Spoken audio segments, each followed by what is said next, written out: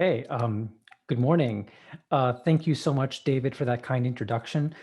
Thank you to Hamad, my old friend and colleague, for this invitation. And thank you to Lunar for everything you've done to put this event together. I'm very excited to be joining you today, but equally disappointed that it's not in person. It's been a while since I've been able to visit Hong Kong, and I have a lot of family out there as well. So it's really disappointing that I live in a crumbling imperial power that refuses to believe in the concept of functioning public health systems. So I haven't really left this room in, I think, 8 months. So you'll forgive me if I'm a bit stir crazy. So if you'll just bear with me through the technicalities, I'm going to take my camera off and put my slides on. So just 1 second. Okay, can you see that? Great. So as was previously mentioned, I'm just going to talk a little bit about this peculiar book, The Universal Enemy, Jihad, Empire, and the Challenge of Solidarity, which is the outcome of 15 years of research on transnational jihadist foreign fighter movements, right? So this figure of the so-called jihadist foreign fighter has haunted many discussions of world politics over the past 20 or 30 years.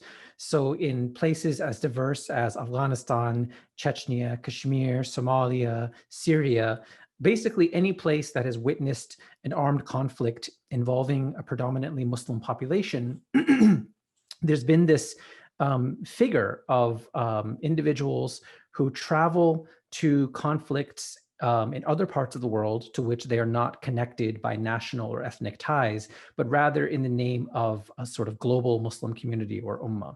So these individuals have, of course, excited immense interest, most of it not very benign, from policymakers, journalists, and academics in the West. They are essentially the primary target population in the global war on terror.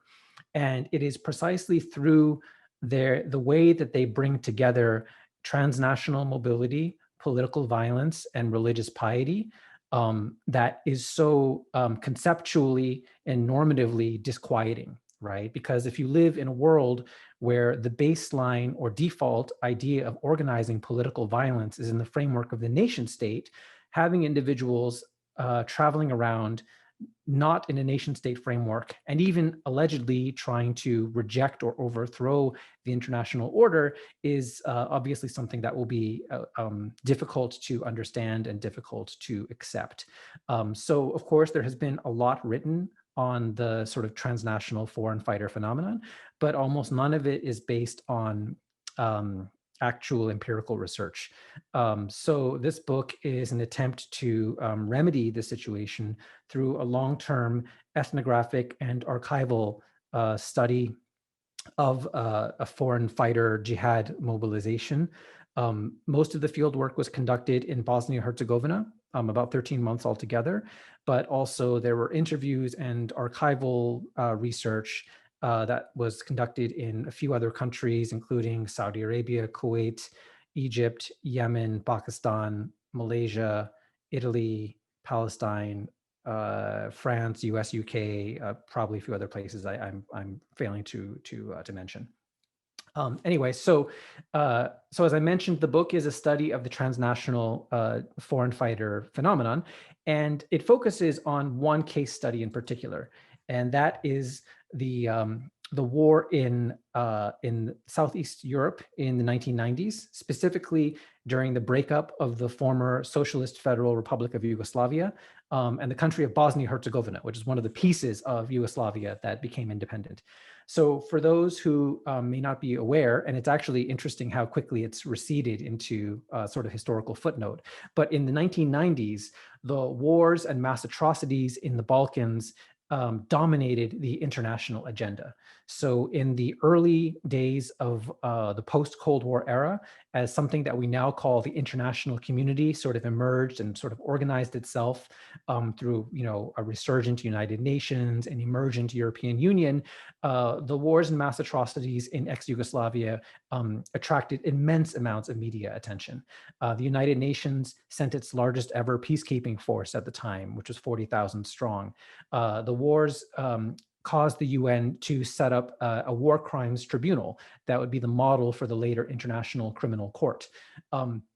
Part of what was so striking and so challenging about the situation in Bosnia in particular is that it's a country that had a Muslim plurality, yet it was located in Europe, right? So the idea that you have a large European Muslim population that is autochthonous and that is not recent converts is something that disrupts conventional racialized understandings of Islam, right? So if there's a dominant idea that Muslims are predominantly located in the Middle East or South Asia, or essentially that they are not white, the fact that Bosnia was a sort of plurality / majority Muslim country, but also very much a European country, was something that was surprising and striking and featured heavily in a lot of the media discussions around the wars that occurred.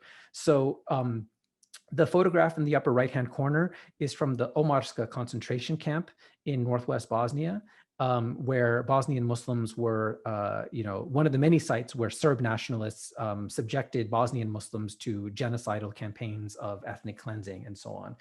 I should also mention that this early 1990s moment is also the moment where a new understanding consolidates in the West around the idea of stopping or preventing mass atrocities as a new rationale for Western sort of global military hegemony, right? So in the 1990s, the US in particular is looking for new ways of organizing and understanding its sort of overwhelming military hegemony in the world. And it's also the time of numerous 50th anniversary commemorations of the Holocaust, the end of World War II, and so on, and an emergent kind of Holocaust consciousness in the US, as shown in the opening of the US Holocaust Memorial Museum in 1993. So it's sort of an interesting cultural moment where the mass atrocities in Bosnia, and this photograph kind of demonstrates it, resonates with this notion of kind of the Holocaust as a reminder of why humanitarian intervention is needed, and the narrative that the United States essentially, that its role in the world is to prevent new Holocausts, right? And that what made the US role in World War II especially beneficent was the fact that the United States liberated the Nazi concentration camps. Now, of course, if you know anything about the actual history of the Nazi Holocaust, you know that narrative is questionable in many ways. But anyway, this, at this time, with this emergent understanding of humanitarian intervention, and also the sort of the European location of the mass atrocities in ex-Yugoslavia, there was a sort of interesting convergence at work, right? So Western media audiences were accustomed to, if not inured to, television images of starving or victimized bodies, say, coming out of sub-Saharan Africa or parts of Asia, right? But seeing emaciated white bodies, like in this photograph, called up those memories of World War II in a very different register. So as I mentioned, the wars were immensely sort of controversial, widely discussed, and really kind of central to a lot of the international political debates at this time. So anyway, that sort of mini story that I just summarized for you has been pretty extensively discussed and written about. What has received far less attention is the fact that the wars in ex-Yugoslavia, and especially the mass atrocities in Bosnia, were not simply of interest to media audiences in the West. They also attracted enormous interest and sympathy and solidarity among Muslim communities worldwide, right? So for the West, the notion of stopping mass atrocities against European Muslims was a kind of test of their commitments to multiculturalism, secularism, and tolerance, right? Conversely, among Muslim communities worldwide, there was this sense of a startling discovery of, there are European Muslims, and this being a reminder of kind of the transnational scope of the global Muslim community as well. Now, Muslim solidarity with Bosnia took many different forms.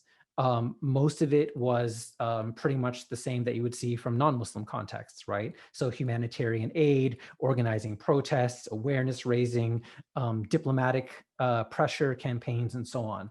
A very, very small part of this broader tapestry of Muslim solidarity activities.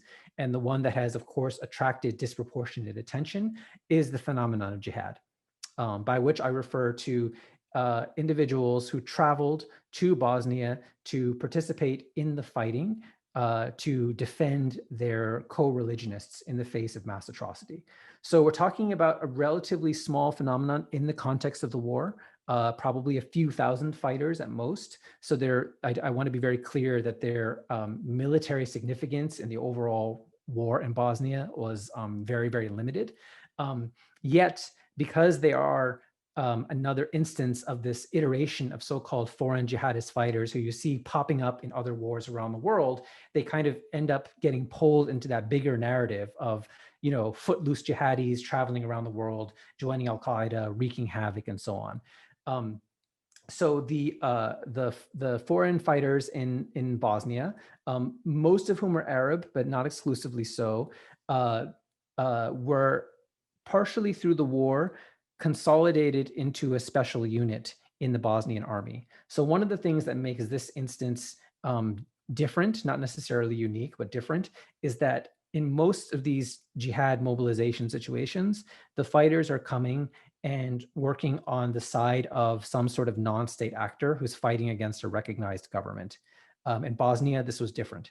In Bosnia, foreign fighters were coming and joined a recognized national government. Moreover, although they followed the sort of allegedly conservative or orthodox or fundamentalist Salafi strain of Islam, they operated under the broad direction and leadership of an avowedly multinational and secular nation state. And they took their orders from generals who were not necessarily practicing Muslims, nor necessarily even Muslims at all. So it's an interesting example of how a pan-Islamic commitment to solidarity was also balanced against operating under the authority of a national government that didn't share all of their orientations. So as I mentioned, most of these fighters were concentrated into a special unit called Katibat al-Mujahideen in Arabic, or Order of the Mujahideen in Bosnian. On the upper left hand, you have on the upper left-hand corner of the slide, you have their badge. And then the upper right is a map of Bosnia with the flag bearing the monotheistic creed of Islam. There is no God but God, and Muhammad is his prophet. This is pretty standard kind of like pan-Islamic imagery. But in the lower right-hand corner of the slide, you have a signature of the unit's commander and a seal taken from their internal documents. And what's interesting here is that on the seal, you have this little coat of arms with this sort of stripe. Oh, pardon me, with this stripe and these lilies on it. This is just an old sort of local, essentially secular symbol of Bosnian nationalism, right? So these were folks who were involved in kind of a pan-Islamic commitment, while at the same time, enmeshed in operating to a specific national context. So how they balanced those different initiatives was something that the book tries to investigate. This special unit, or Katiba, was majority Bosnian, I should say, had a slight Bosnian majority. But it was run by Arabs. It raised its own funds abroad. It had its own religious education curriculum, right? Now, needless to say, the religious practice orientation of this unit was very much at odds with what most Muslims in Bosnia were following. Most Muslims in Bosnia are arguably secular or not practicing.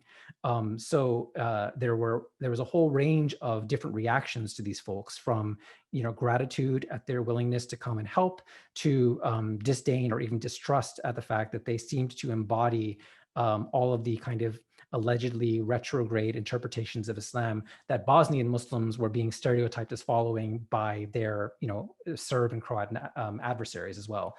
So a deeply sort of ambivalent attitude towards these folks. So the first half of the book really sort of follows the experiences of a lot of these individuals. Here, this is Ayman Awad. He's a Syrian who was a veteran of the jihad. And this is from a visit that we made to a cemetery for jihad fighters in northern Bosnia. And you can see here, these headstones are kind of in the Salafi style of burial, which is low to the ground and unmarked. this is a very, very unusual and out of place style of burial in Bosnia. Most Bosnian Muslims have headstones like these kind of in the back here. So again, this could be easily read as an instance of kind of an alien and fundamentalist version of Islam that's being imposed on the kind of like local moderate European Islam of the Bosnian Muslims. And it's that kind of essentially nationalist reification of differences in religious orientation and practice that the book seeks to challenge, among many other things. Here, this is a monument to the fallen jihad fighters. It's a sculpture of a book on a pedestal. And the message here on the left-hand side page essentially extols the sacrifices of these Muslims who came from all over the world to defend fellow Muslims in Bosnia. On the right-hand side, we have this map, which is quite interesting. I'm zooming in on it here.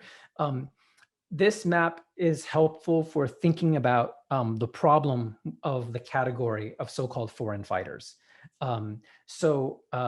The map here, these arrows kind of connote this idea that Muslims from all around the world sort of, spontaneously rose up to sacrifice themselves for their fellow Muslims in Bosnia. The map on the right-hand side is from the Washington Post. And this infographic is pretty typical of the sort of liberal national security state and the way that it imagines foreign fighters, right? So the standard sort of approach that you'll see in a lot of the sort of terrorism studies literature, if you will, is to say, okay, well, foreign fighters, if the issue is that they're foreign and they're fighting, then what we'll do is we will figure out how many of them come from each country and figure out what variables with those correlate with those countries to explain why certain countries are sending more fighters per capita than other countries. What both of these perspectives share is that they essentially take the nation state as the fundamental framework and unit of analysis for this phenomenon, right? So even this phrase like foreign fighter, right, already has baked into it this idea that it's weird that a Muslim from country A would travel thousands of miles to country B to place themselves at risk and also inflict violence upon others, right? They must either be crazy, which is basically the interpretation that you get in the security studies imaginary, or, mashallah, they must be really, really heroic, right, and laudatory, right, which is sort of the, what you get when you have the internal sort of representation of what these folks are up to. So this is why, you have these Western media accounts interviewing these foreign fighters, and you'll find that they'll often say something like, I had no idea that there were even Muslims in Bosnia before I decided to go there and fight. But that's how strongly I felt about kind of the plight that they were enduring. So again, in kind of the security studies imaginary, that's a sign of something weird or wrong that's sort of at work. Whereas in the kind of internal imaginary that extols solidarity, it kind of connotes this idea of, well, this is the strength of their commitment, right? So anyway, it's the underlying kind of nation state framework way of looking at this phenomenon that I would like to casually suggest that we kind of blow up and leave behind. And the way that I'd like to do this is through this gentleman and his life story, right? So this gentleman is Abu Abdulaziz, and he was the commander of a small unit of Arab jihad fighters who arrived very early in the war in Bosnia. He is a veteran of the jihad in Afghanistan, and he was not shy about talking to the media. Right. So basically, the minute he shows up, he starts giving interviews left and right. He is interviewed by the Times of London, by Newsweek magazine. On the left-hand side, this is an interview that appeared on the front page of Asharq al-Awsat, which was is a major sort of pan-Arab London-based daily newspaper. On the right-hand side is an interview that he gave to the Croatian magazine Globus. So Abu Abdulaziz, all of these journalists would ask him, well, you're a foreign fighter, so where are you from? I.e., what nation state can we classify you with?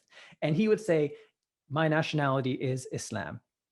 And then, over the course of the interviews, he would let it be known that he holds a Saudi passport, which for many of these journalists was entirely unsurprising, right? So Abu Abdulaziz readily kind of stands in for the idea of a foreign Muslim fighter who comes from a country, namely Saudi Arabia, that claims a spiritual and political leadership over the world's Muslim communities, and through its sort of petro-funded wealth is able to spread, Salafi ideology, jihadist ideology sort of all around the world. So for that reason, Abu Abdulaziz has featured very prominently in the media representations around the jihad in Bosnia, also in some of the sort of terrorism expertise stuff that's been written. He's only in Bosnia for a few months, and he bounces in the fall of '92, then goes on a sort of extensive speaking and fundraising tour that takes him to many different countries. So he assumes a kind of outsized or disproportionate visibility in a lot of what's been written about the Bosnian jihad that outstrips his actual influence on the ground. Nevertheless, he's interesting for understanding some of these dynamics. Now, the thing about Abu Abdulaziz is that yes, he does hold a Saudi passport. But as I confirmed when I caught up with him in Jeddah a few years ago, he was born in the Indian princely state of Hyderabad in 1940, right? So nominally independent polity under the broad suzerainty of the British Empire. And his family are migrants who came to southern India from the Hadramaut region of Yemen. So Hadramaut has this diaspora that has spanned the Indian Ocean and further afield for many centuries. And Hadramis can be found in all sorts of places, having sort of married and settled into Muslim communities from Mombasa to Singapore to Aceh, oftentimes multilingual, oftentimes sort of in various sort of kinship networks.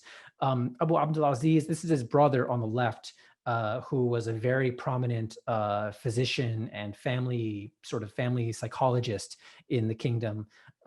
They grew up speaking Urdu, Arabic, and English as their first languages. And the Hadrami diaspora was especially prominent in Hyderabad, serving in kind of military and police positions.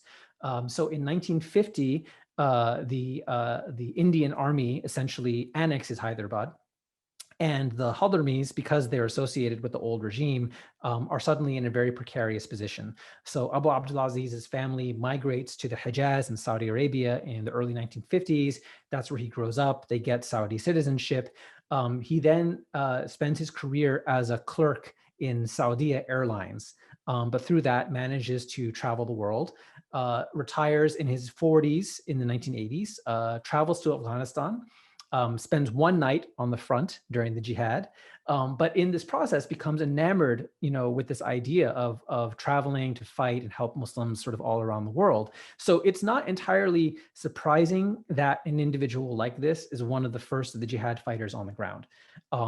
Because of his sort of multilingual talents, his multicultural sort of background, the scope of his sort of genealogical mobility and diasporic sensibility, it's people like Abu Abdulaziz in a way are kind of like the human technology that allows the kind of trans-regional and intercultural connections of something like a transnational jihad mobilization to occur.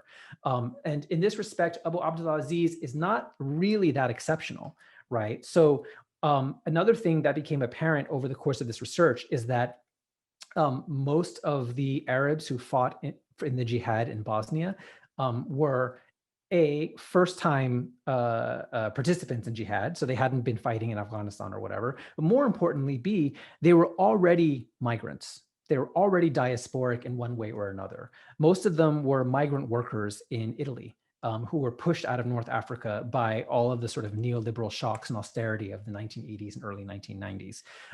And the book follows individuals as they move between categories such as, migrant worker, refugee, pilgrim, and of course, fighter, right? So if you think about these individuals as already traveling and kind of shifting between different sort of modes of activity, then you see, for example, that there are a lot of individuals who went to Bosnia with a general idea that they wanted to help fellow Muslims and started off in humanitarian aid work and then drifted into fighting, or went thinking that they would fight, but then got disillusioned and joined humanitarian aid work, right? But contextualizing the sort of jihad activism in the broader sweep of transnational solidarity activities enables us to get a better read on the social context of what's going on in a way that's different from a category such as radicalization, right, which sort of assumes this one-way vector of like people acting normal, quote unquote, and then people sort of going crazy. Instead, what the book tries to do, especially in the first half, is to give this broader texture of an already existing transnational and transregional sociality, right, that could be activated, reappropriated, and recrafted for a whole variety of activities, of which, of course, jihad was one. Now, in this context, you still have disputes, right? So in thinking of this jihad as what I call a universalist project, what I want to be clear about is that universalisms are not entirely homogenizing, right? They always have to have some place for conserving and celebrating forms of difference that are tolerated, right, and that are deemed to be like, sort of local and authentic. So in the case of these jihad fighters, you have all sorts of interesting forms of disputation between the Bosnians and the Arabs, or even among the Arabs or among the Bosnians, over different forms of religious practice. So you see here, this is Abu Ali. He's a Moroccan who fought in the jihad, was very, very badly maimed by a rocket-propelled grenade. He took me to this other cemetery where, as you can see here, there's a mixture of burial styles, right? So we have these sort of low so-called Salafi headstones, and then these Bosnian nishans, right? And there are also situations where Bosnians in the unit, expressed the desire to be buried in the Salafi style, but then their families would come along later and then replace the Salafi headstone with the Bosnian one, right? So actually this individual here, Mirza Jusic, this is exactly what happened to him, right? So ordinarily, if you start off with this narrative of, the Bosnians have their sort of local syncretistic good Islam, and the Arabs are coming and imposing their sort of crazy, Salafi fundamentalism, the picture sometimes gets to be a little bit more complicated and a little bit more interesting, right? Because if you actually think it's important, if you think the consent or the will of the individuals involved is important, then if they are acting in ways that are unexpected, right? If people are, if Arabs, quote unquote, are acting in Bosnian ways, or Bosnians are acting in quote unquote Arab ways, then a lot of these tendencies we have to reify doctrinal differences as national or racial, we see that they don't really make a lot of sense. Another important site for kind of the processing of differences in the context of the jihad was, of course, marriage. So a minority of a certain number, I'd say like maybe 100 or so of the Arab fighters and aid workers married Bosnian women. Now, of course, there's a really interesting but also fraught kind of mutual racialized exoticization that's going on, right? So there was something about the idea of kind of the whiteness of Bosnian women that was part of how they were interpolated as desirable marriage subjects. And then from the other side, the idea of Arabs as kind of authentically Muslim, right? As like more advanced, closer to like the origin of Islam, that also had some appeal for some Bosnian Muslims, emphasis on some. Now, if you add to that the stereotype of Arabs as being wealthy because they're coming from the Gulf, then you have a pretty potent combination there. But it's extremely important to note that in terms of wealth, the Arab fighter population in Bosnia is, of course, extraordinarily bimodal, right? So you have very, very wealthy, relatively wealthy and mobile citizens of Gulf countries, and then you have Arabs from lots of other countries who are in a much, much more precarious situation in Bosnia, right? So this gentleman here in the upper left, Abu Hamza, is a Syrian who also fought in the jihad. His wife, Zine de Softic, who's next to him, her first husband was a Bosnian imam who was murdered in the Omarska concentration camp, right? That's the concentration camp that I showed you in that earlier slide. They had 3 children. And then after she married Abu Hamza, they had 3 more children, right? So this is their family. This is one of the families that I spent a lot of time with in my fieldwork. And families are a really interesting site for thinking about race and culture, but in the context of, in this particular case, a commitment to certain religious values. What's also interesting here on the right is this is Abu Hamza's brother-in-law, right, who left Bosnia after the war for Switzerland. Now, Abu Hamza, he's kind of stayed in Bosnia, learned the local language, and because of his adherence to these Salafi dress norms, like this long beard, for example, he's often seen as kind of a walking symbol for kind of Muslim fundamentalism in Bosnia. But he's been in Bosnia for more than half of his life, right? He settled there. When we speak Arabic, he constantly slips into Bosnian words, right? Whereas his brother, right, is seen as like a prototypical national subject, right? He's just a regular Bosnian dude, quote unquote. But of course, he's lived in Switzerland for more than half his life at this point. Yet in the public discourses around religious difference, fundamentalism, and so on in Bosnia, Abu Hamza stands in for so-called foreign Islam and a foreign Muslim threat. Right. Whereas, of course, the expatriated diasporic brother-in-law is just a sort of, beloved national subject who is, just temporarily located in another place. So it's a lot of these kind of tensions and contradictions between nationalist, racial, and regional ideas of thinking about Islam and the ways that they kind of bump up against each other and kind of get messed with, essentially. Now, the second half of the book, if the first half of the book tries to understand the jihad as a universalist project and tries to understand how it manages all these different kinds of difference within it, the second half sort of takes that approach and that framework and tries to apply it to universalist projects that are probably more familiar to many readers. So they are the non-aligned movement, the socialist non-aligned movement, the UN peacekeeping effort, and then also finally the war on terror.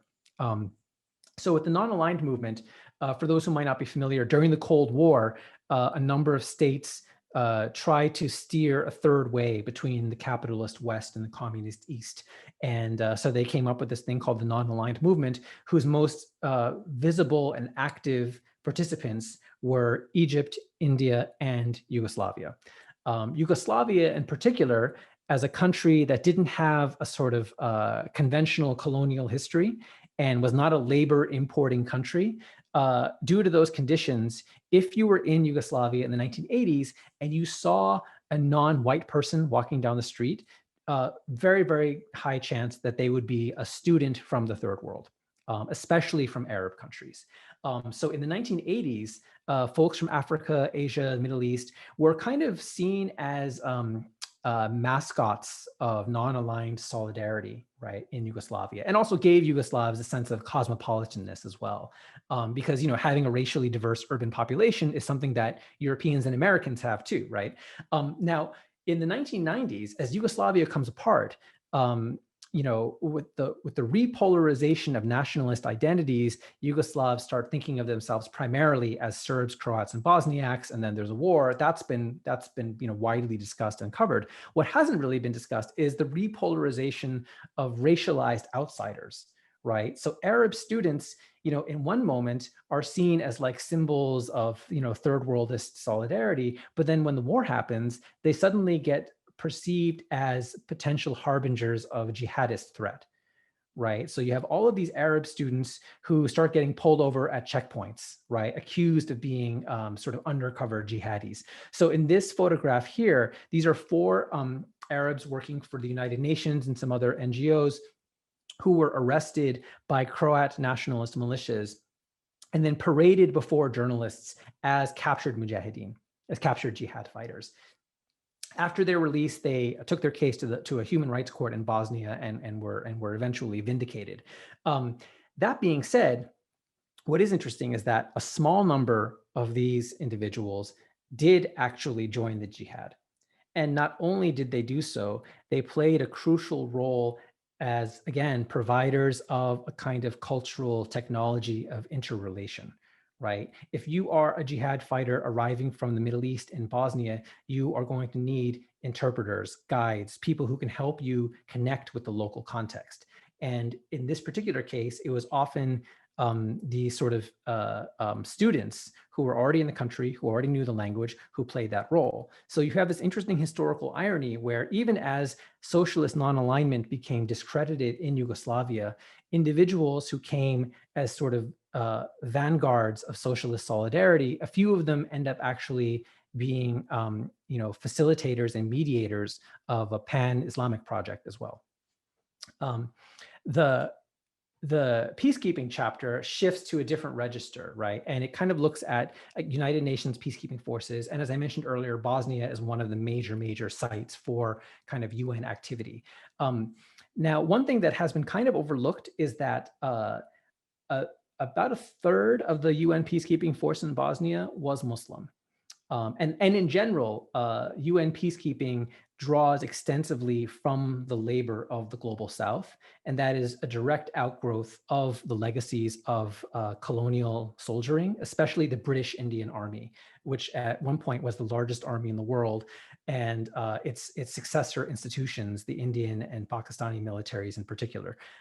So India and Pakistan are like historically among the top contributors to UN peacekeeping forces. And it makes sense because they institutionally have the repertoire of, traveling to different places, speaking English, being able to sort of collaborate with other national militaries.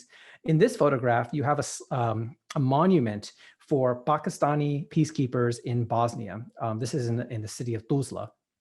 And if you look closely at the monument, it names the unit that was sent in the peacekeeping force as 17th Punjab Regiment.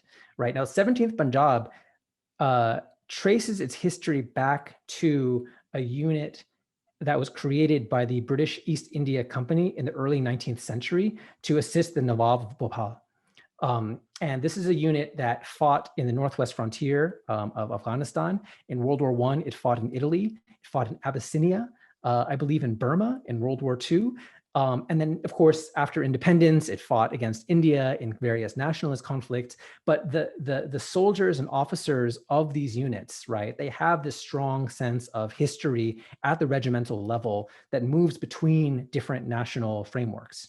Right. So when I caught up with the guys who commanded this unit while in Bosnia, they were immediately, when they narrate the kind of history of their formation, they tell the story, right, of going back all the way back to the 19th century and the Nawab of Bhopal, through all of these other wars. And for them, peacekeeping in Bosnia is just sort of one more, illustrious part of this itinerary. At the same time, what's especially important to note is that for these guys, participating in UN peacekeeping in Bosnia was, on the one hand, a form of solidarity with fellow Muslims in Bosnia, to which they were very much, affectively attached. But it was also a way to demonstrate participation, competence, and equality as professionals in the so-called international community, right? To perform a certain idea of performance. Sorry, that was redundant. To perform a certain idea of professional competence in a kind of UN peacekeeping international institution space, without any sense of contradiction or cognitive dissonance between these two approaches. The reason why I highlight this is that when I talk about the jihad in Bosnia as a universalist project, I want to be very clear that I'm not trying to, rebake a kind of Samuel Huntington idea of clash of civilizations, right? So universalist projects can mobilize multiple idioms at once, and also like Islamic idioms, to take an example, are available for appropriation and immersive use by any number of different actors, right? So there's no like one kind of Islamic universalism as such, right? There's just different actors out there in the world who are trying to do things in a universalist register, and Islam is one of the many available kind of cultural discursive resources that are available to them. Now, this becomes even more obvious in the case of this individual, Abdul Manaf Khasmuri. Abdul Manaf is a retired lieutenant colonel in the Malaysian Army and a graduate of the Royal Military Academy at Sandhurst in the UK. Spent his early career fighting communist guerrillas in the jungles of Southeast Asia. When the war in Bosnia starts, he's moved by the plight of fellow Muslims there, so he volunteers to join the UN peacekeeping force. After several months in Bosnia, he gets disillusioned, he quits, and then he joins the Jihad battalion.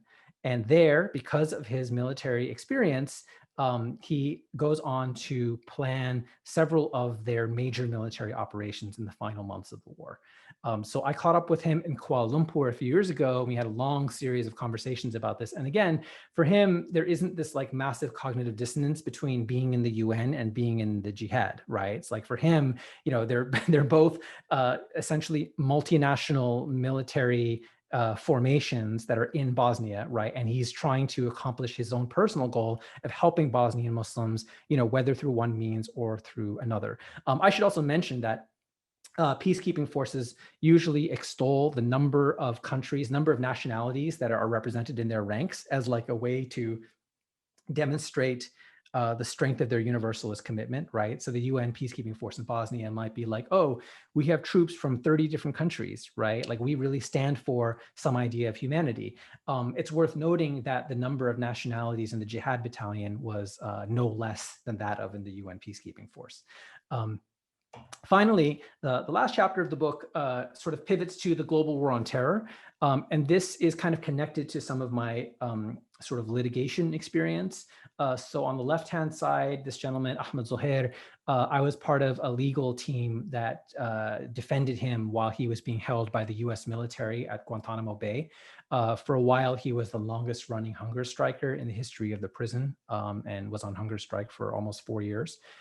He was released back in 2009, sent home. It's a long story, but my experiences on the case were, you know, part of the backdrop of how I eventually kind of fell into this project. On the right-hand side is a map of US kind of carceral sites in the global war on terror. So one of the things that this chapter really tries to emphasize is that the public has paid disproportionate attention to prisons like the one in Guantanamo because they are hyper visible. And actually the vast majority of the dirty work of the war on terror is, just like the vast majority of the dirty work in American imperialism, done actually by other countries acting under the pressure of or at the behest of the United States, right? So a lot of the detention and rendition that's done in the war on terror is not done in US facilities like Guantanamo, it's done in prisons run by other countries, by client states. And people are being shuttled, you know, between these different sites and between different legal regimes of detention. Now, in the Bosnian context, the way that this unfolded was through the construction of a special immigration detention facility on the outskirts of Sarajevo, which is where I spent much of the time of my field work. Bosnia, being desperate to join the European Union, was told that in order to demonstrate that it was civilized enough to do so, needs something that every civilized country possesses, which is, of course, a coercive border immigration detention regime. And so with EU funding, Bosnia built this immigration prison. But instead of, so, you know, the expectation was that, you know, people caught crossing the border would be put there, you know, pending their deportation. But actually the first people who were put there were long-term residents and naturalized citizens of Bosnia, all of whom were Arab and all of whom were suspected of ties to so-called terrorism and having served in the jihad. So Abu Hamza, who you saw earlier with his family, he's in this photograph. He spent 7 years in the immigration detention center, held without charge, alleged to be a threat to national security, and on the basis of secret evidence. And what wasn't a secret was that the Bosnian authorities were essentially complying with pressure from the United States to round up Arabs who were deemed suspicious, some of whom participated in the jihad and some of whom had not, and to deport them to their countries of origin, where they would presumably be detained, perhaps tortured, perhaps disappeared. So Abu Hamza, you know, as you can tell from his outfit here, he has a slightly trollish personality, right? So the Bosna-Tanamo, you know, portmanteau is, of course, an allusion to the fact that he's in this kind of extra legal detention on the basis of secret evidence. The message on the upper left is, it was written by his family. It says, you know, after 2 years of prison in the immigration detention center, we have nothing more to say. The people know, right? And this last phrase, the people know, narod zna, was the slogan of the biggest Bosnian Muslim political party in the elections in 2010. And it was, what this turn of phrase is meant to do is to evoke some notion of reciprocity, right? To call on a moral debt of solidarity.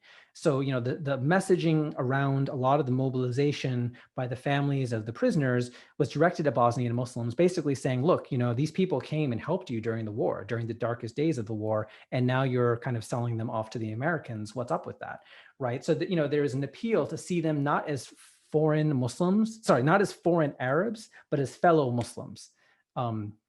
And part of what's at stake there is that in any universalist project, there's also a decision over not just, friend and enemy, like in the Schmittian sense, but the ability to declare on behalf of other people who the friend and the enemy are, right? So the top US official in Bosnia, who kind of was the architect of these detention policies, he had a very interesting interview with the Washington Post where he talked about people like Abu Hamza, and he said, these people, they're aliens. They look alien, they talk alien, they act alien.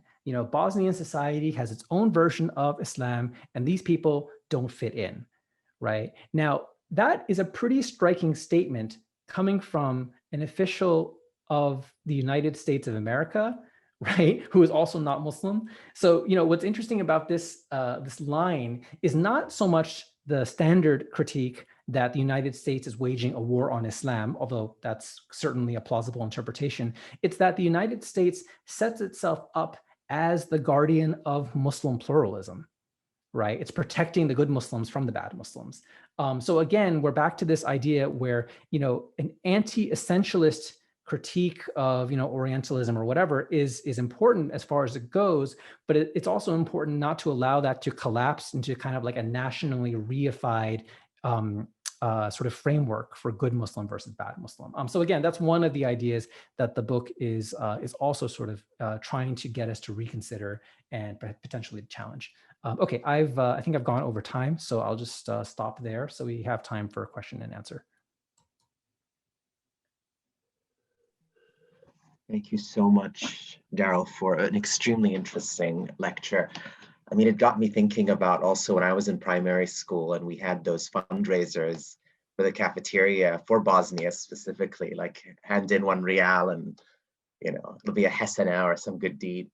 It also got me thinking as well as to how pernicious right now, as a consequence, I guess, of the war on terror, but it predates it a bit, how the discussion on Wahhabism and Salafism has become so globalized in the sense that it's not just simply in the West, but if you look at Central Asia and in China, this language and discourse of the need for the state to intervene and protect against outside alien forms of Islam has become so widespread and deeply entrenched. So people tend to focus on the counterterrorism technologies, when in fact it's also very much an ideational worldview that has also become universalized, ironically.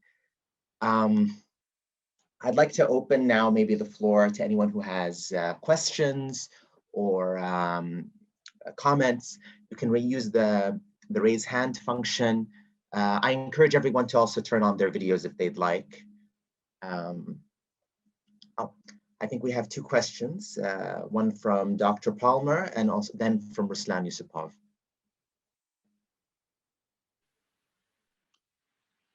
Yeah, so thanks. It was absolutely fascinating. Actually, maybe later I'll have some more questions, but my first two immediate questions are, okay, so the Bosnian,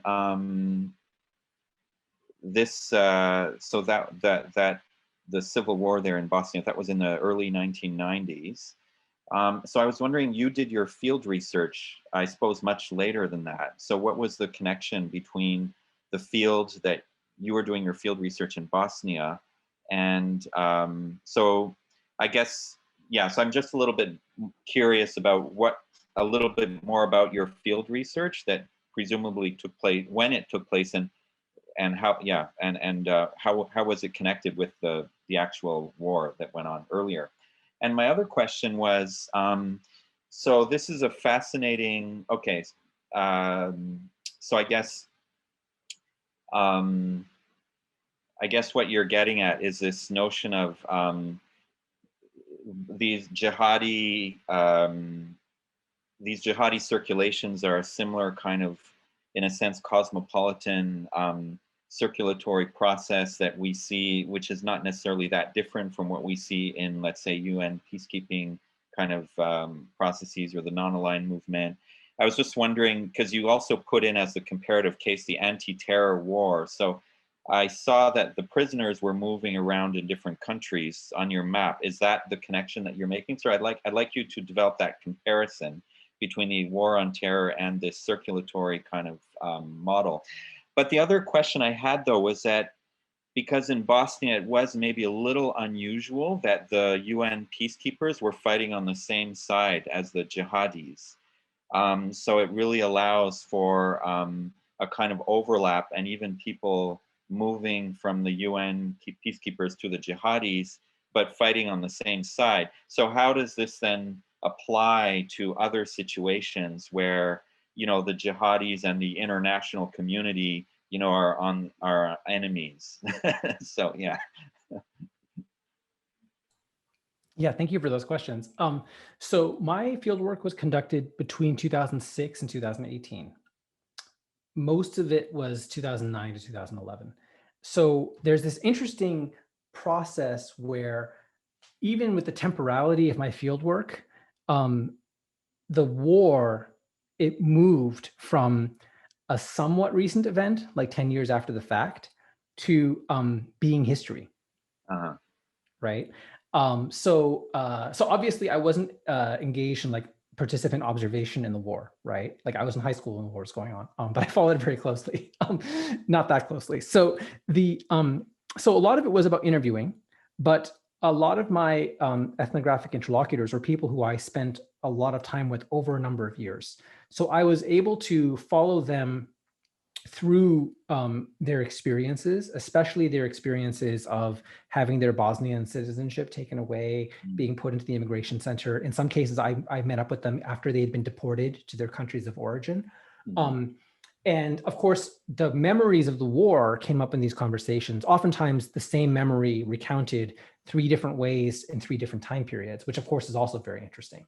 So, you know, I think there's 2 things here. One is like, as a historical work, you know, how reliable are the interviews, right? And there, I think what I've done is I've just done my best to corroborate and cross-check these narratives with the archival data. So because the Katiba fought on the side of a centralized nation state, there is an archival record available that does not exist for a lot of these other jihad mobilizations. So the UN War Crimes Tribunal in Bosnia, the UN War Crimes Tribunal for ex-Yugoslavia actually got its hands on a lot of the internal documents of the jihad unit.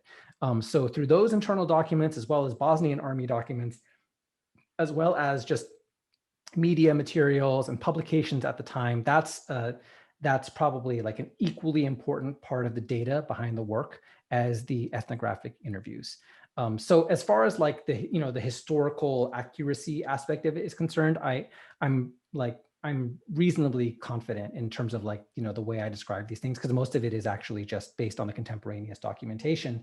And then when people are narrating their experiences, you know, I'm less interested in like the historical veracity of those individual stories and anecdotes, and more about kind of, you know, asking like, what does this narration tell us about what the person is thinking at that moment, right? So the book, the way that it's written, also tries to be very intentional about situating the narration in the context of where it's being narrated, right? So it's not just, you know, decontextualized, Abu Hamza said XYZ, therefore it's a historical fact, right? It's like Abu Hamza was talking about this thing that happened while we were sitting in a coffee shop 15 years later, and his mood on that day was X because something had just happened to him. He just had his citizenship taken away. And that tells us something about why he's telling this story in this particular way, right? So that in a way, I think is part of what's slightly different between, say, oral history and ethnographic history, you know, for those who are concerned about those kinds of methodological questions. as far as your other question, you're absolutely right that here, it's not exactly that the UN was fighting, because this is actually one of the things they were criticized for, was being too neutral, if you will. But you're right in the sense that they were not overtly antagonistic to these people. And in other cases, they might be. That's fine. I mean, that doesn't, as far as I'm concerned, that's just another interesting case study, but it doesn't necessarily affect the argument, because I'm interested in universalism as an ethnographic category.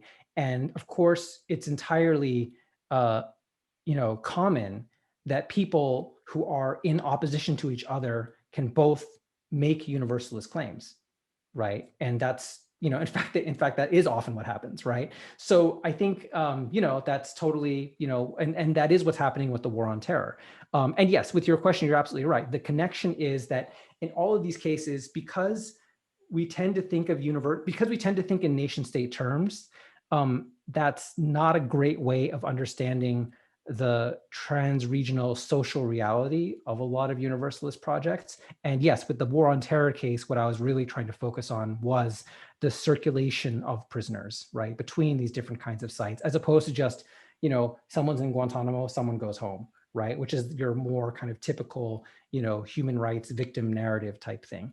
A lot of these captives, your average Guantanamo captive has probably been shuttled through like 5 different countries, of which Guantanamo is just the visible tip of the iceberg, right? Usually it's like they're kidnapped in country A, interrogated in country B, sent to Guantanamo, then interrogated in country C, and then maybe not sent home, but sent to another country that has agreed to like house them. I mean, it's this sometimes unending, assemblage of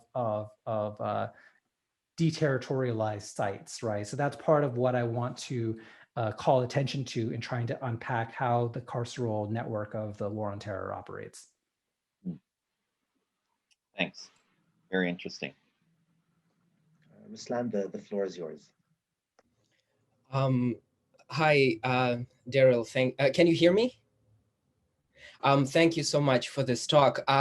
First, I want to let you know that I am teaching Islamist politics this term, and I'm teaching your book. I really enjoyed reading it. It really made me think about many different things, and we engage with students in discussion. And your talk today also made me, think about. I recall that back in 2009, when I was learning Chinese in Guangzhou, and I'm coming from Russia. So on my visits to the mosque, I came to know a person who was he said that he was coming from Egypt. And 2009 was the time of riots in Xinjiang. So he said to me that he came to join the armed struggle. And so he's on the way there. But then when he knew that I was Muslim and I was coming from Russia, he said, oh, why not we go to Chechnya? So kind of that was, he was trying to convince me that we Muslims need to go and to do this work. And so that, it kind of, after reading your book and listening your talk, it makes sense kind of the way how easy he shifted between one theater of that struggle to another, basically, right? But one thing that I was thinking about is trying to kind of read your book, which talks about 90s and armed struggle in Bosnia-Herzegovina against a kind of a more recent developments in militancy, in Islamic militancy, and that is the kind of the idea of ISIS, right, to make an Islamic state, which works a little bit kind of in another direction, right? But you try to kind of shift our gaze from the confines of the nation state and look at how universal this phenomenon is, right? But then here we have much more kind of updated, although it's also recedes in the history now, right?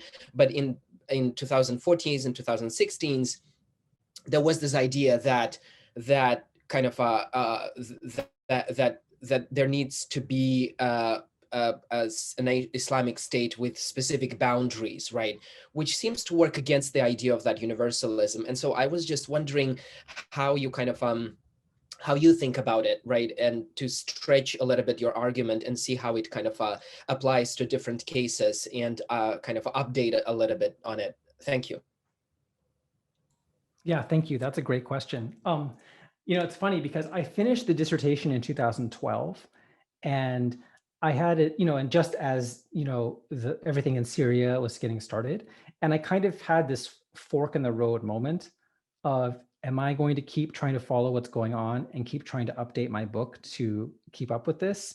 Or am I, and I chose not to, because I just realized that, you know, every time I tried to write something in the book that would respond to that, I realized it would be dated in like 6 months. I think what I will say is that at a broad conceptual and methodological level, I do hope that the book is useful for studying all sorts of different transnational jihad mobilizations. In several ways. One is, I think the attention to how difference is managed is really important and has really not gotten a lot of attention. Now, part of this has to do with like the politics of the field and the knowledge production around these movements, which is, you know, obviously very compromised in terms of its relationship with like state interests. And also just a lot of it is not very academically rigorous, right? So like, to just be really crass, you have a lot of like very mediocre people who don't know any languages. And if they know one, they'll know Arabic. When, you know, this is by definition a transnational phenomenon. So you have to understand like what the different, you know, sides are speaking. But beyond that kind of very prosaic point, I think it's important to keep in mind that every universalist project has also to be concretized into a specific political context. That's true of the UN peacekeeping movements, that's true of the jihad movements. So, you know, whether we're talking about Al-Qaeda, these guys in Bosnia, or ISIS, there's always been the accusation that they are kind of ungrounded, rootless, and kind of aterritorial, right? So in the case of ISIS, you know, you point out that there is a contradiction between having a territorial form and kind of this, you know, broader, more expansionist tendency. And you're absolutely right. And I think that's also why, you know, there were a lot of folks studying ISIS who claimed that they didn't recognize any kind of territorial boundedness. And, you know, so what I think is, you know, helpful in terms of putting my book into conversation with ISIS is that if we follow this general idea that, you know, that we need a serious way of thinking about politics that is not necessarily state-based and does not treat non-state or transnational stuff as like residual, right? Then, hey, how's it going?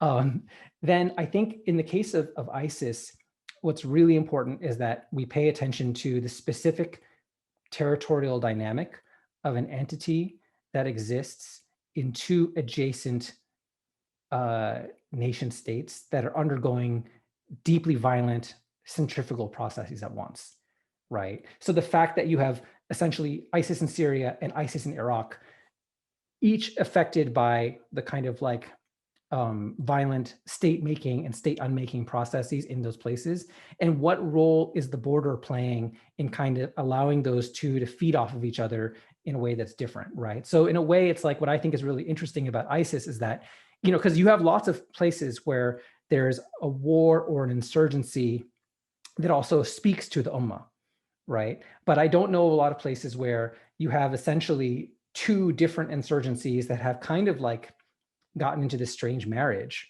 right? And that kind of sort of, you know, almost like a binary star system collapse, if you will, and the sort of gravitational field that produces, I think that's what is particular to ISIS and really interesting about ISIS, which I think is it's that kind of approach avoids just collapsing them into nation state politics, and also avoids the sort of like, you know, they're just rootless, you know, people who are apocalyptic, crazy, who have no politics, right? So anyway, I think just the really sort of really crass version of what I'm saying is that, you know, we have to take the politics of these movements seriously, but in doing so, we have to rethink what we mean by politics in the first place. And that usually means challenging, modifying, or abandoning some epistemological or normative commitment to the liberal nation state. Yeah, thank you so much. Thank you so much. That was useful. Thank you. I think there's a question from Edwin Yu. The floor is yours. Hi, I must confess that I'm a layperson in your field, but thanks for such a stimulating talk. Just out of curiosity, how do you get to connect to those people that you're living with or to interview them? I would imagine that a journalist would be someone that they'd be more willing to talk with. And so can I know a little bit of background, or would it be okay if you vouch it, how you get to connect to those people? Might be useful to turn down the volume when you're speaking, just so that there's no echo effect, I think. Okay. Yeah. Is it better now? I think I got the question. So there's, I think you might need to mute yourself because there's feed. Oh, great. So if I understood the question correctly, it was, basically a methodological one about how I was able to connect with the folks who I write about in the book and so on, right? Great. So Yes. yeah, I mean, the short answer is that it just took a really long time. Obviously trust is a very, very delicate and complicated process in any kind of research of this kind. And it was especially so in this case because these were individuals who were, justifiably terrified of being abducted by the CIA or deported. So there were a couple things I had working for me. One, as I mentioned, is just time. It just took a long time. Two is the background that I had in kind of international human rights organizations from a career prior to graduate school, equipped me with some useful skills to get involved kind of in human rights advocacy around some of their issues without falling into the ethical quandary of representing them as an attorney, which I think I wouldn't be able to square that with kind of writing about them ethnographically. But that was a way of trying to offer something that was concretely beneficial so that they weren't just, wasting time talking to me about my school project. And the third thing I think is that, being a Chinese origin person was also something that caused enough sort of surprise and confusion that also allowed kind of like a reorientation of our conversations. I think at least in this context, this is before things in Xinjiang or East Turkestan kind of, became what they became. There was a sense that China was different and powerful enough from the West to be respected, but also unfamiliar enough not to be resented. And that kind of curiosity and just sort of, like that slight hesitation or uncertainty about how to interpolate me was something that I also kind of just did my best to maximize the ambiguity around. But yeah, it took a long time. There were a lot of people who just refused to talk to me. There are several very important characters in the book who I write about who just repeatedly turned down my attempts to contact them. And I don't blame them at all. I try to write about them as fairly as I can. But yeah, it is an unfortunate, well, it's not unfortunate, it's just an inevitable aspect of this work that, you just have to do your best in terms of building trust with people. And it just takes a lot of, time and honesty and honesty with yourself as well about kind of, what you can offer concretely in these types of situations and what you can't. Thank you. We still have roughly 10 to 15 minutes if anyone would like to pose further questions or comments. In fact, I actually just had like a sort of an ancillary question, which was, what was the debate, or how did the debate in Bosnia itself evolve with regards to the Arab fighters subsequently? Like, sort of post-war on terror, if we are, or post-American version of the war on terror, what happened to these people? Yeah, so in the immediate aftermath of 9/11,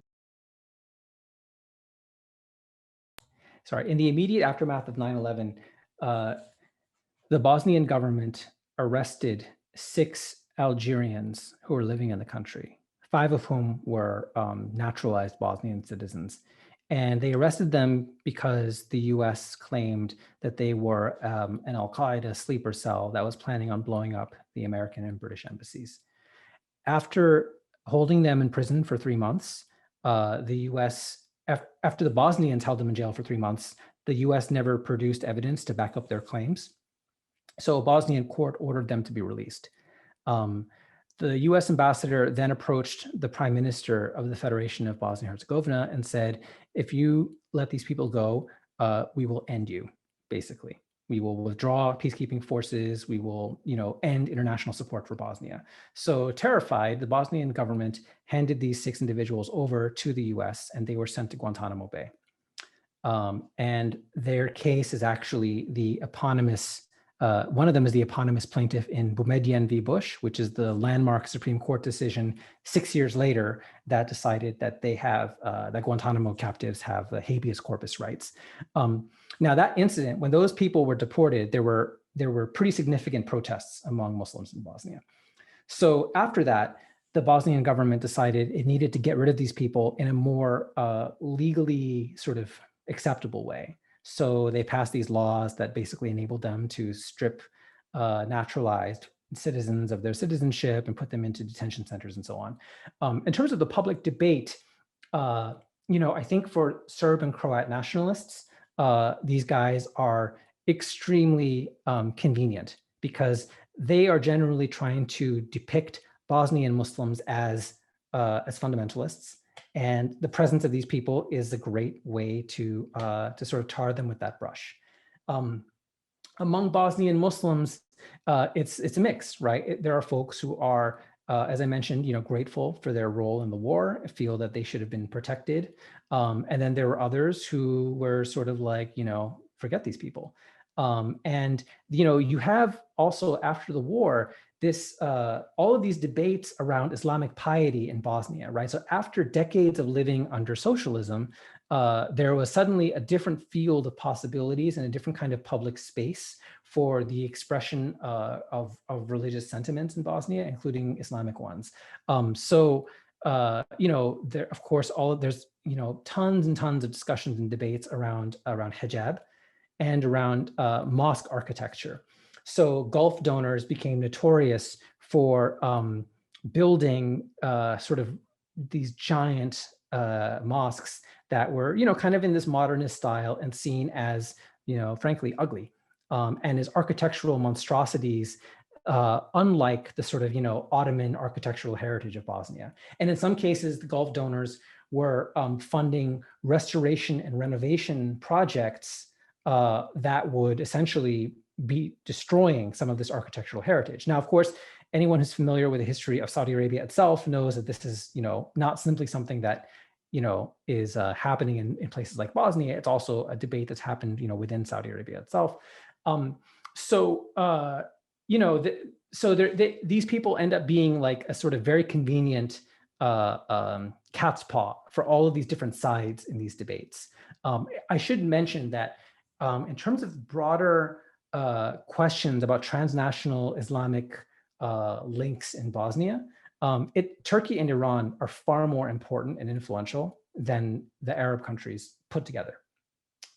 Their sort of cultural hegemony and influence it's much greater.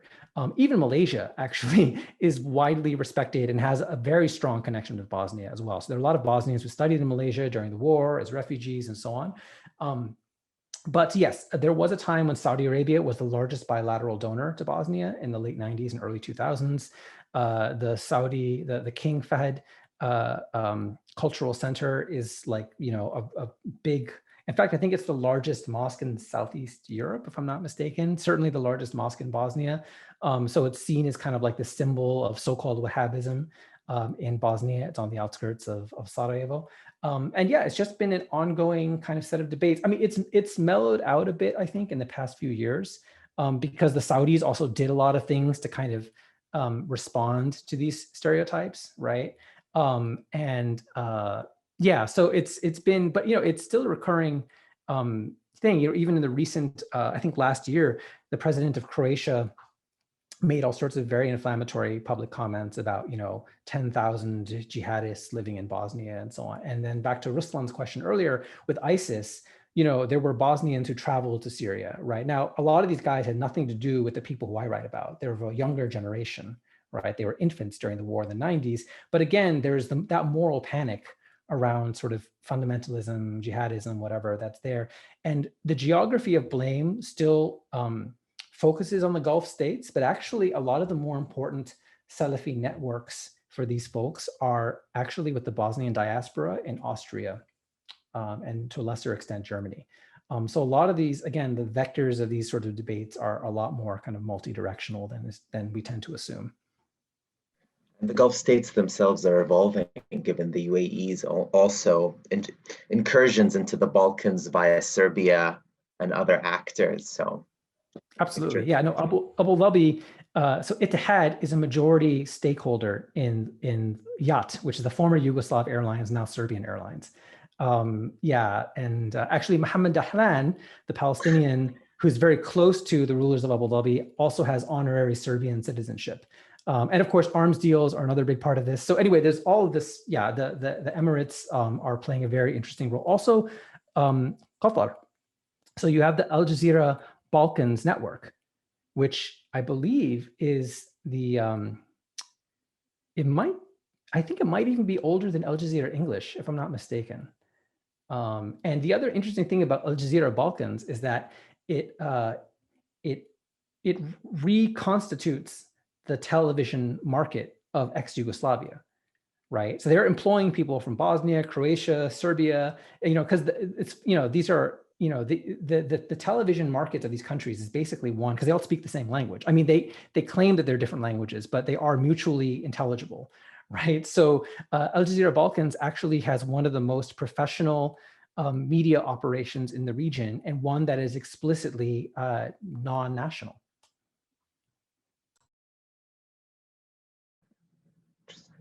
Thank you.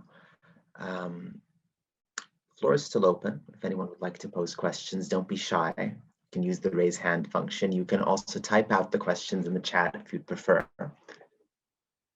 It's just, I was curious about the kind of, what are your plans for the next research? Are you still kind of trying to look at this insurgency movements, or kind of what may be the next project after this one?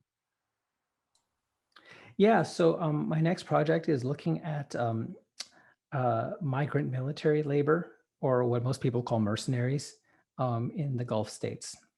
My broader interest is around organizing political violence outside of kind of conventional nation state, molds.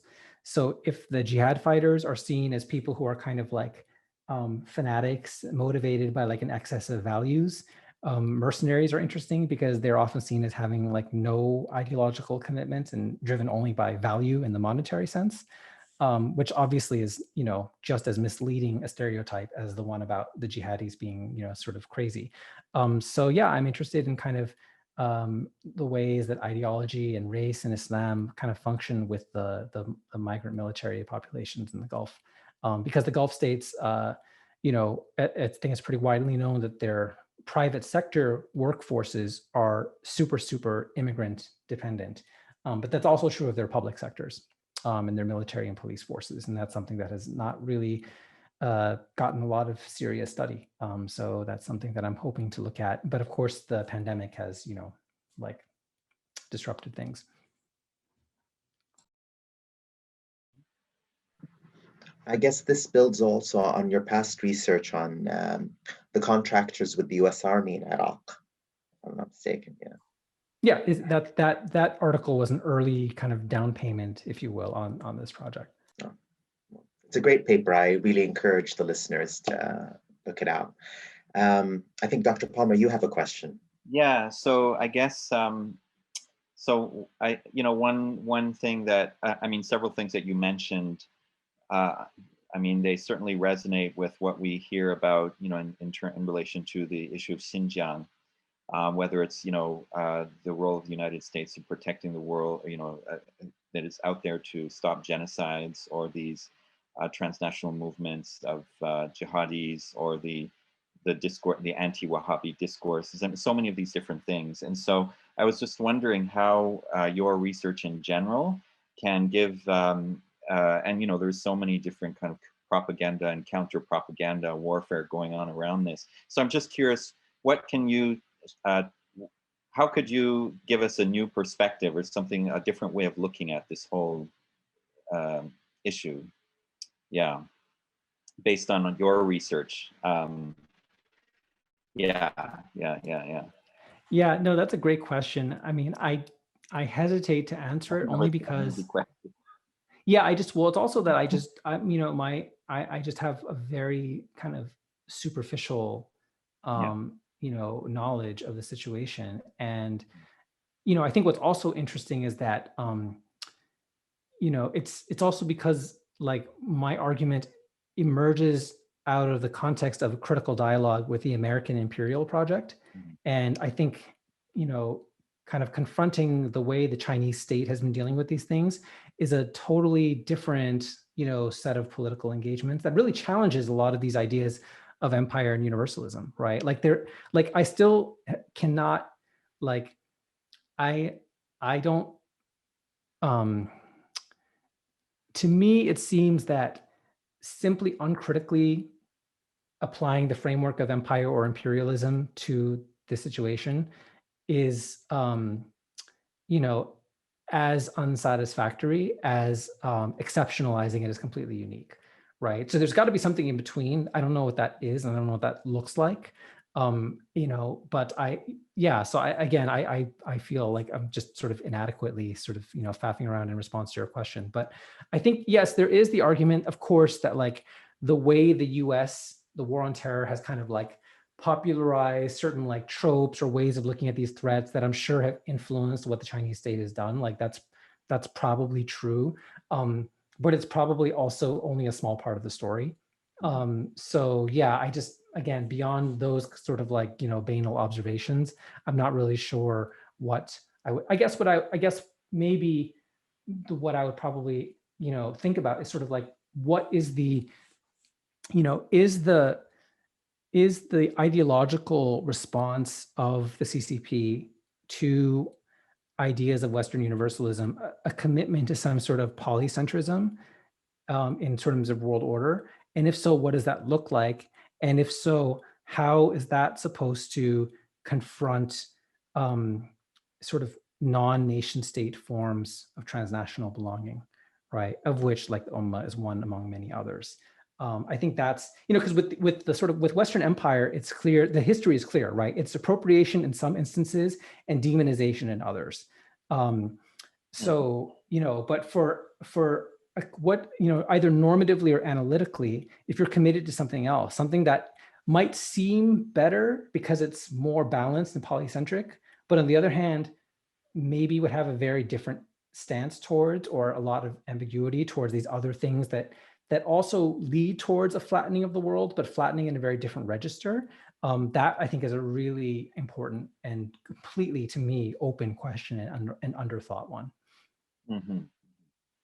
Very interesting. Very interesting. Mm-hmm. Yeah, because I mean that's kind of what we're trying to explore with this project on the BRI. And what we're seeing is, in a sense, both. The kind of the resurfacing of pre-nation state types of imperial imaginations, but also an intense nation state centered construction, and so there's all these overlaps and contradictions there, and then something post-colonial or post-national as well. So it's really it's very hard to apply any single kind of frame on what's going on. Yeah. I think one thing that I would say is that every international relation or connection, I think, presupposes the backdrop of some kind of universalist vision or commitment, right? So for the Chinese state to say, this is all just like sovereign nation states connecting with each other, dealing with each other, so on and so forth, that isn't that can never be the full story. There's always some kind of substantive commitment to one vision of international order or another. And I think one interesting question is, what is that vision, right? And okay, one version of the answer is there isn't one. And is that actually going to be a source of strategic weakness, right? Like the US has a story, the US has political economy. They have all of these military economic ties, whatever, but they also have all of these notions of like Western civilization and, humanity that kind of help glue a lot of that stuff together, right? Like, what is the Chinese state going to have, in addition to, right, like the actual like infrastructure and trade deals and so on? Right. If they feel that they don't need one, that's really interesting. Why, right? Or if it's a different vision, then what is that vision? But yeah, I think just making it a formalistic thing of like sovereign states engaged in kind of transactional relations, it seems like there's something really missing from our understanding of what's going on, or understanding of how it's being imagined or talked about or debated. Right. Yes. I mean, I think the Chinese state is struggling to tell a story. I mean, they have a lot of slogans that are oriented around, 讲好中国的故事, narrate well China's story. And of course, but what is the story? Right. I think they're still trying to figure it out. But there is that impulse. They want to be storytellers as well. Well, I think we've arrived at the end of the time that we've allotted for this. I'd like to reiterate the thanks of the Bryn Faith team, as well as the Institute for the Humanities and Social Sciences, to Dr. Darryl Li for coming and sharing with us his insights and his great book. I'd also like to alert the audience to visit some of our social media links, as well as our website, to sort of look at some of the content that we're trying to create under the Bryn Faith umbrella, including some of the maps that we're producing related to the project. And please keep an eye on some of our future events that will be held on a per monthly basis. And again, thank you so much, Darryl, for coming and joining us so late in Chicago. Thank you all so much. Yeah, so thank you so much. And also, Lunar has just sent a chat message with the links to our website, and also most welcome to subscribe to our newsletter so that you can join our future events, regardless of where you are in the world. So once again, this was an absolutely fascinating talk and really raises so many questions for how we look at all of these issues, and especially when we're looking at it from located here in Hong Kong and in China. So thank you so much, Darryl, and hope that, hope we'll be able to see you in Hong Kong one of these days. So let's stay in touch, and good luck with your upcoming project, which is also absolutely fascinating. Great, thank you all so much. Take care.